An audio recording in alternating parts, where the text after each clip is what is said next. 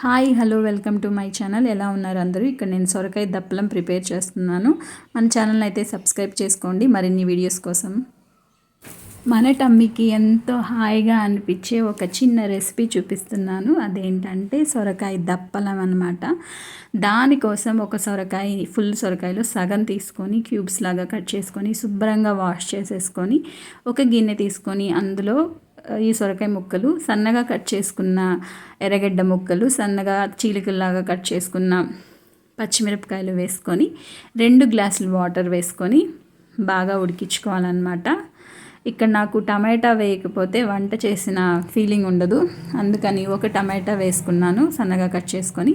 మీకు నచ్చకపోతే స్కిప్ చేసుకోవచ్చు. తర్వాత బాగా మిక్స్ చేసుకొని ఒక 60% ఉడికిన తర్వాత పసుపు, కారం వేసుకున్నాను. ఇక్కడ ఉప్పు కూడా వేయాలి, నేను మర్చిపోయాను. తర్వాత మిగిలిన భాగం కూడా ఉడికించుకోవాలి. అంటే సొరకాయ చేతితో చిదిమితే నలిగిపోయేలాగా ఉడికించుకోవాలి. కరివేపాకు వేసుకొని కొంచెం ఉప్పు వేసుకొని పూర్తిగా సొరకాయల్ని ఉడికించుకుంటున్నాను. తర్వాత చింతపండు రసం పిండుకొని వేసుకోవాలి. నిమ్మకాయ సైజ్ అంతా చింతపండు ఇది. తర్వాత బెల్లం కూడా వేసుకోవాలి. బెల్లం వేస్తేనే దీనికి టేస్ట్ అనేది వస్తుంది. బాగా మిక్స్ చేసేసుకొని ఉడికించుకోవాలి. కొత్తిమీర ఉంటే కొత్తిమీర ఇప్పుడే వేసుకోవాలి. నా దగ్గర కొత్తిమీర లేదు, అందుకే వేసుకోలేదు. తర్వాత పోపు పెట్టుకోవాలి. పోపు అనేది ఇక్కడ చాలా ఇంపార్టెంట్.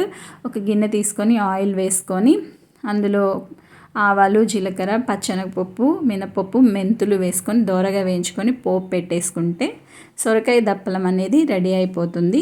కొత్తిమీర కూడా వేసుకోవాలి. ఇక్కడ నాకు అవైలబిలిటీలో లేదు కాబట్టి నేను వేసుకోలేదు.